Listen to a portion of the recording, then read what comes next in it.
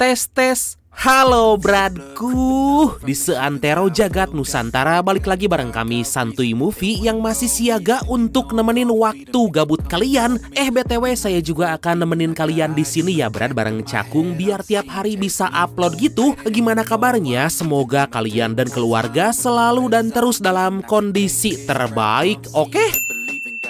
Sebuah aksi kelompok pencurian profesional yang sangat mahir dan jenius dalam melancarkan aksinya. Film berjudul Live ini rilis di tahun 2024 dan masih anget-anget gimana gitu Brad. Ceritanya seru banget dan wajib banget disimak. Nah, gimana keseruannya? So, biar semangat, mari kita ucapkan sama-sama secara serentak, oke? 1, and 2, and 3, apa? Gaskeun, mantap! Got too little time, I'ma live up. Head down, push forward through the tough times. Cause anything worth doing is a tough climb.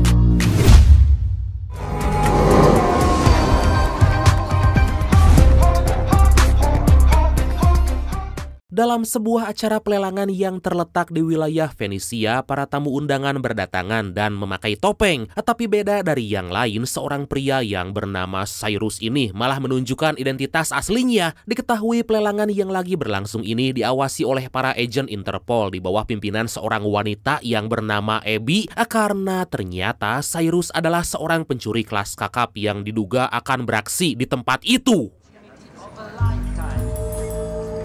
And the friend's mom. Russ. Selain melelang barang-barang antik dan karya seni terkenal, acara pelelangan itu juga melelang sebuah NFT sekaligus menghadirkan penciptanya yang misterius dan dikenal dengan nama N-Egg. N-Egg sendiri lebih memilih untuk nggak menunjukkan identitas aslinya pada siapapun karena itu bisa menjadi sebuah hal yang unik dan bisa menaikkan harga pasar. Buktinya karya N-Egg yang dilelang sekarang selain keren dan limited, benda berbentuk topeng besar ini dilengkapi banyak sekali kamera yang bisa membuat NFT secara langsung. These will be generated from a live 30-second feed. Inspired by Vincent van Gogh, the digital artist, this mask will create the NFT. Inspired by... Di luar nalar setelah melihat karya N-Egg yang begitu memukau, Cyrus menawarnya dengan harga $12 juta. Mengetahui hal tersebut, seorang pengusaha muda yang kita sebut aja Opik lah ya kayak biasa, langsung menaikkan harga menjadi $16,5 juta. Cyrus yang gak mau ketinggalan tentu aja menaikkan harga kembali menjadi $20 juta. Duh, itu duit semua bukan ya apa daun. Sampai pada akhirnya saat pelelangan barang tersebut dimenangkan oleh Cyrus, tiba-tiba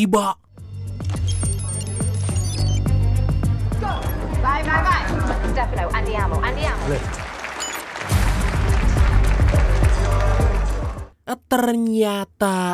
Ternyata semua adalah ulah Cyrus dan kelompoknya yang ingin mencuri beberapa barang antik di pelelangan. Kelompok Cyrus diketahui terdiri dari si Magnus, si pembobol berangkas, Camilla, cewek cantik yang sangat hebat dalam mengemudi apapun, Denton, seorang bapak-bapak yang ahli dalam penyamaran, Misun, cewek manis mencenet amburahoy, blasteran Cina yang ahli dalam bidang peretasan alias hacker, dan yang terakhir Luke, seorang insinyur muda atau dengan kata lain si paling sagala bisalah. Dan setelah semua rencana mereka berjalan dengan mulus, Cyrus dan kelompoknya kabur dengan membawa N-Egg.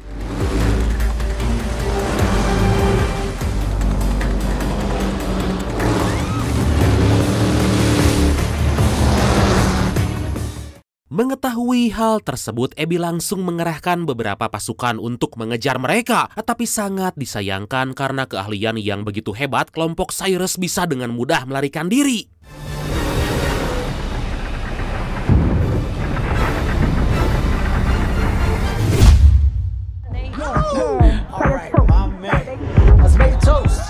Setibanya di kapal pesiar, kita bisa melihat wajah asli N-Egg yang ternyata diperankan oleh Mamang Ned dalam film Spider-Man. Pada kesempatan itu, Cyrus menepati janjinya membeli karya NFT N-Egg senilai $20 juta dan berpesta ajojing sampai pagi. Wow! Just wanna have a good night. Yeah, about to catch another fight.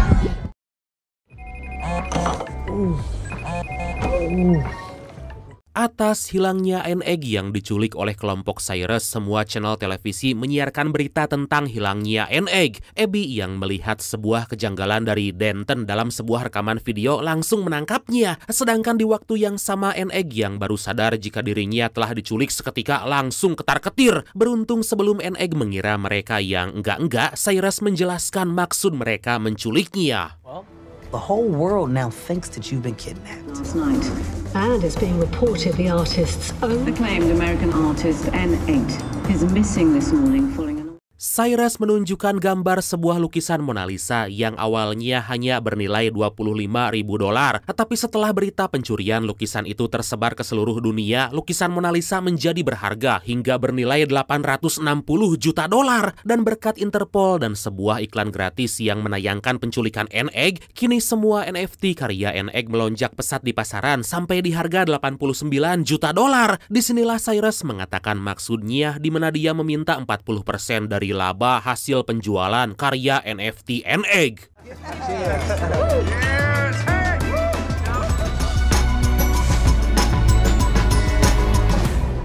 Beberapa waktu kemudian di kantor Interpol, Abby yang lagi terburu-buru dengan para anak buahnya dibawa masuk ke dalam ruangan oleh atasannya yang bernama Huxley karena akhir-akhir ini banyak terjadi kecelakaan yang banyak sekali menelan korban jiwa. Setelah diselidiki lebih lanjut, ternyata itu perbuatan seorang pria yang gak berperi kemanusiaan bernama Lars Horgensen. Dalam semua peristiwa kecelakaan yang terjadi, Horgensen selalu aja mendapat keuntungan dari saham gorengannya.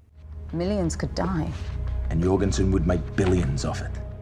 Huxley berkata bahwa 3 hari yang lalu Horgensen berkomunikasi dengan para kelompok peretas Leviathan membicarakan serangan besar yang akan menimbulkan jutaan orang tewas. Huxley yang mengetahui bahwa Horgensen akan membayar kelompok Leviathan dengan emas nilai $500 juta, meminta Abby yang ternyata mantan kekasih Cyrus mengajak kelompok Cyrus bekerja sama dalam misi mereka selanjutnya.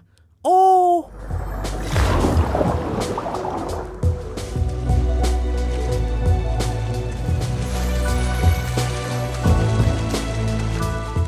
pada malam hari, Abby pun langsung mengunjungi Cyrus dan menerangkan ingin mengajak bekerja sama. Mendengar hal itu, Cyrus tampak enggan karena dia tahu seberapa kejamnya Horgensen. Tapi setelah Abby menjelaskan bahwa itu semua demi keselamatan banyak orang dan berjanji akan membebaskan semua hukuman pada kelompoknya, dengan berat hati Cyrus menuruti permintaan Abby asalkan Abby harus ikut. She has us on the Van Gogh. Plus, and not that this should sway. Dengan kehadiran Abby, semua anggota kelompok Cyrus menolak karena menganggap jika itu hanya sebuah jebakan. Tapi setelah melihat kedatangan Denton yang ternyata benar dibebaskan oleh Abby, semua kelompok Cyrus pun sepakat dan mau mendengarkan rencana yang akan mereka lakukan. Okay. Abby menjelaskan bahwa Horgensen dalam 17 hari lagi akan memindahkan $500 juta berbentuk emas batangan dari Bank London ke kediamannya. Emas-emas itu akan dikemas dalam peti persegi dan diangkut ke pesawat penumpang bernama Sky Swiss. Rencana yang harus mereka buat adalah bagaimana caranya agar emas-emas itu bisa diambil atau dicuri. Walau dirasa mustahil, Cyrus meyakinkan semua kelompoknya agar menganggap bahwa ini hanya aksi pencurian biasa. Whole plane? It's kind of hard to take half a plane. With 250 people on board. Setelah dipikir dengan matang, Cyrus membutuhkan sebuah jet pribadi untuk mengangkut semua emas dan memindahkannya sebelum pesawat mendarat. Mengetahui kalau Opik punya sebuah jet pribadi yang cocok, mereka pun segera pergi mendatangi Opik. Especially with the glass roof. I don't know, my jet is priceless. It's a one-off concept model. Secara mengejutkan, Opik punya sebuah pesawat jet yang sangatlah begitu mewah dengan berbagai fitur yang lengkap. Pada kesempatan itu, Abby dan Cyrus pun menjelaskan maksudnya yang ingin meminjam jet pribadi Opik dalam beberapa hari ke depan dengan terpaksa karena nggak ingin ditangkap karena telah menjalankan beberapa bisnis ilegal. Opik pun akhirnya setuju. We gotta make that jet invisible to radar.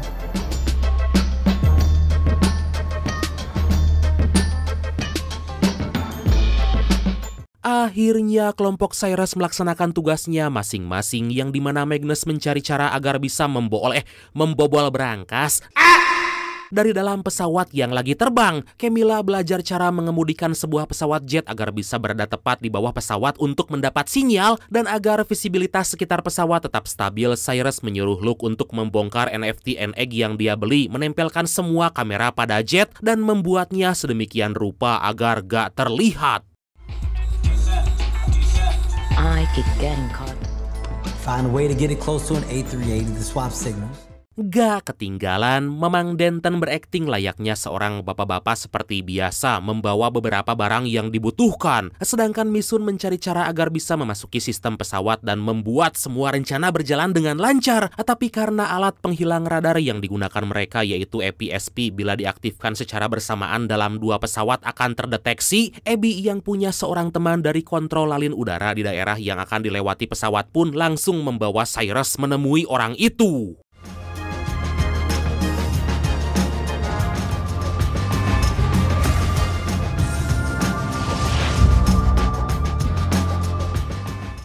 Di sebuah coffee shop mereka menemui kenalan Abby yang putanginah ngahanakeun alias ngeselin bernama Harry. Awalnya Harry menolak kerjasama dengan mereka karena gak peduli dengan masalah mereka berdua. Beruntung Cyrus yang tahu keinginan Harry berjanji akan memberikan $1 juta jika Harry mau bekerja sama. Atas hal itulah si tangkurak Harry ini pun bersedia untuk bekerja sama. It's Huxley. He wants to see us. Setelah memastikan Harry mau bekerja sama, Cyrus dibawa oleh Abby ke hadapan Huxley dan secara gak diduga, pada kesempatan itu Huxley mengatakan kalau orang yang telah memberi mereka informasi yang bernama Arthur ditemukan tewas terdampar dalam keadaan tubuh yang telah dimutilasi. Mengetahui hal tersebut, Cyrus yang ketakutan pun lebih memilih untuk keluar dari misi mereka kali ini. Tapi karena nggak mau semua kelompoknya membusuk di penjara, dengan berat hati dia mengatakan akan tetap melanjutkan misinya. Luke? Yeah. Turn it up. Beberapa waktu kemudian, belum juga kabar berita tentang Arthur hilang, Cyrus dan kelompoknya dibuat ketakutan oleh tindakan Jorgensen. Demi mendapatkan keuntungan dari saham gorengannya, Jorgensen yang bekerja sama dengan kelompok Leviathan telah membanjiri hampir seluruh kota wilayah Madrid yang banyak sekali menelan korban jiwa. Atas hal itulah Cyrus yang gak mau kalau semua kelompoknya menjadi korban menyuruh mereka untuk berhenti dan hanya dia dan Abby yang akan melanjutkan misi. Tapi secara gak disangka, semua kelompok Cyrus yang sangat menyayanginya dengan tulus memutuskan untuk melanjutkan misi.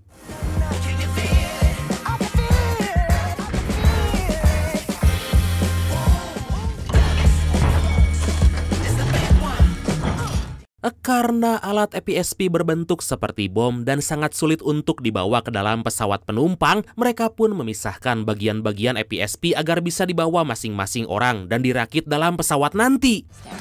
That's good. You can handle a short, snowy runway on the outside.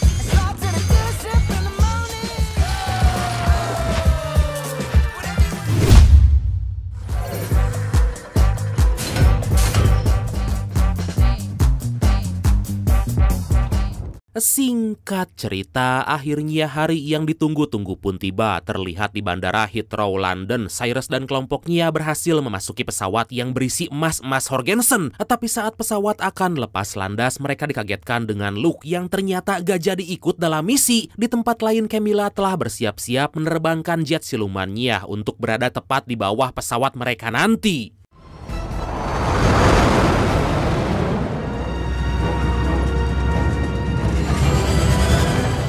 Setelah dirasa udah saatnya, Harry pun beraksi, yang mana dia memperingatkan pilot tentang sebuah turbulensi yang akan terjadi di puncak pegunungan. Mengetahui hal itu, satu persatu kelompok Cyrus pergi ke toilet menyimpan bagian APSP, hingga saat tiba giliran Abby untuk menyatukan semua perangkat itu dan menyimpannya. Karena sebuah guncangan yang diakibatkan sinyal antara kedua pesawat yang bertabrakan, Abby malah gak sengaja menjatuhkan alat tersebut.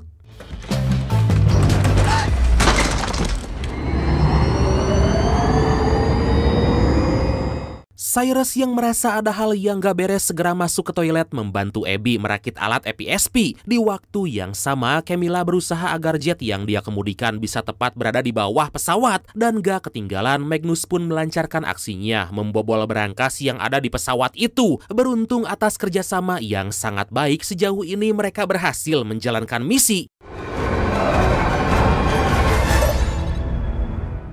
Gak lama kemudian, Harry menghubungi pilot pesawat dan mengalihkan pendaratan ke wilayah Charlie Delta Foxtrot beralasan ada banjir yang melanda di landasan udara Zurich. Mendengar hal itu, tanpa rasa curiga, sang pilot pun menyetujui perintah yang dikatakan Harry. Dan setelah semuanya beres, Harry menghubungi Camilla agar menurunkan sebuah drone untuk mengalihkan perhatian para pengawas menara kontrol lain.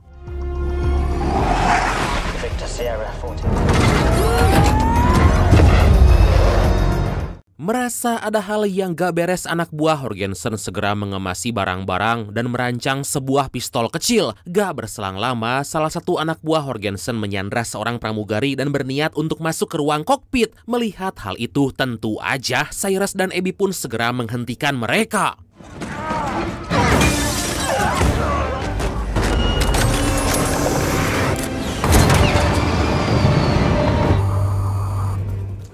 Perkelahian gak bisa terhindarkan lagi. Walau hanya berdua, Cyrus dan Abby bisa membuat anak buah Horgensen sedikit kesulitan. Di waktu yang sama, pesawat yang mereka tumpangi tiba-tiba mendapat sebuah masalah karena mendarat di atas hamparan es. Dan saat Cyrus dan Abby akan mengecek Magnus, tiba-tiba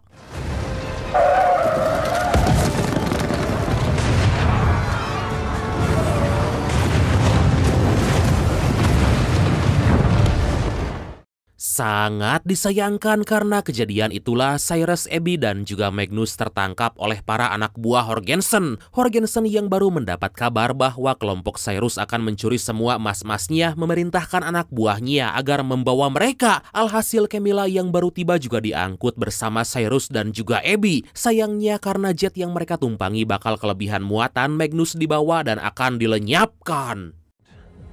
Dispose of him. I'm just not really a gun guy, so I get a little nervous. I mean, you could have your Second Amendment rights. Do you even have a second? Di tempat lain, Huxley yang mendapat kabar kalau Abby dan kelompok Cyrus telah tertangkap dan akan dibawa ke hadapan Horgensen bersama semua emasnya, memerintahkan seorang anak buahnya untuk menghubungi NATO meminta bantuan mereka agar menghentikan jet yang ditumpangi Abby.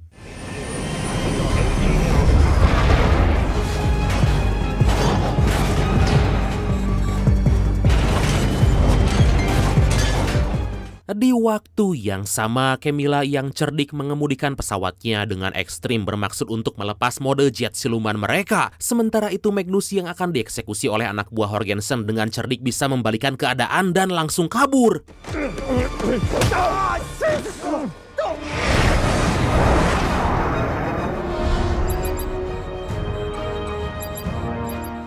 Akhirnya dua pesawat jet tempur dikerahkan pihak NATO untuk memastikan apakah benar dalam jet yang ditumpangi Cyrus adalah para teroris seperti yang dikatakan Huxley. Beruntung Harry yang juga mengetahui hal itu menghubungi pihak NATO bahwa dalam jet terdapat warga sipil yang disandra. Mendengar laporan bahwa NATO gak mau menembak jet yang ditumpangi Cyrus, si tangkurak Huxley tetap memerintahkan NATO agar segera menembak jet itu.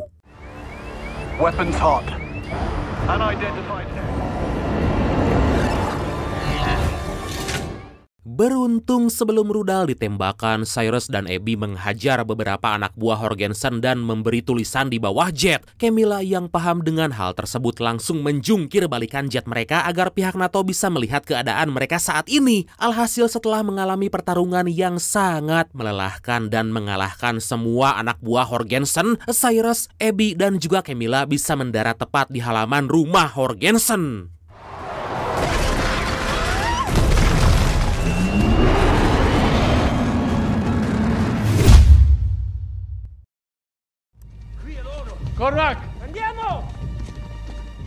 Jorgensen dan seorang petinggi Leviathan yang bernama Martina langsung menghampiri Cyrus, Abby, dan juga Camilla. Dengan tertangkapnya mereka, Misun segera menjalankan tugasnya. Mengetahui kalau salah satu dari mereka adalah anggota Interpol, Martina seketika itu juga menghentikan transaksinya dengan Jorgensen. Karena hal itulah Jorgensen yang gak punya hati nurani langsung menembak Martina. Beruntung sebelum hal buruk terjadi pada kelompok Cyrus, beberapa kepolisian datang ke tempat itu.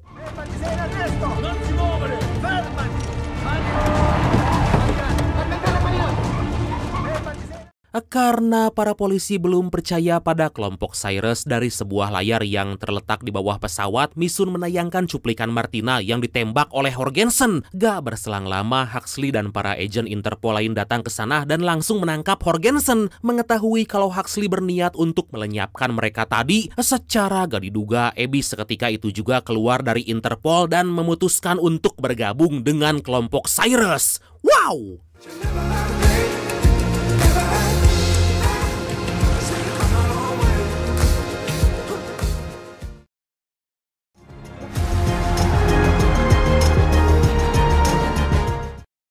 Beberapa waktu kemudian, Cyrus mengatakan hal yang di luar nalar pada Abby karena ternyata sebenarnya mereka telah mencuri semua emas milik Jorgensen. Emas-emas itu ditukar dengan emas palsu yang dibuat oleh Magnus saat mereka berdua mengunjungi Harry. Dan Luke, ya sebenarnya dia enggak keluar melainkan menjalankan tugas lain menurunkan emas-emas itu. Atas semua keberhasilan yang mereka lakukan, dengan resmi Abby menjadi bagian dari kelompok Cyrus. Dan akhirnya film ini pun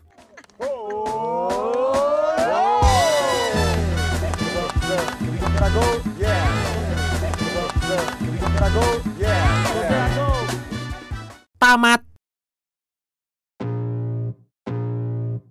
Oke, dan pesan yang bisa kita ambil dari film kali ini adalah jangan pernah sekalipun mengajak para pencuri untuk kerjasama. Dah itu aja, ngeri.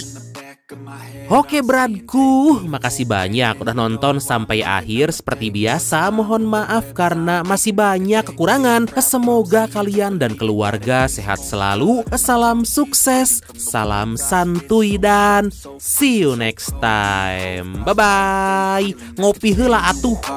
I could go heal them. Don't believe in fate, don't believe in ceilings. I just need a taste and my mind starts peeling. I don't pace myself, I grind on kneeling. Got lust for change, I just love the feeling.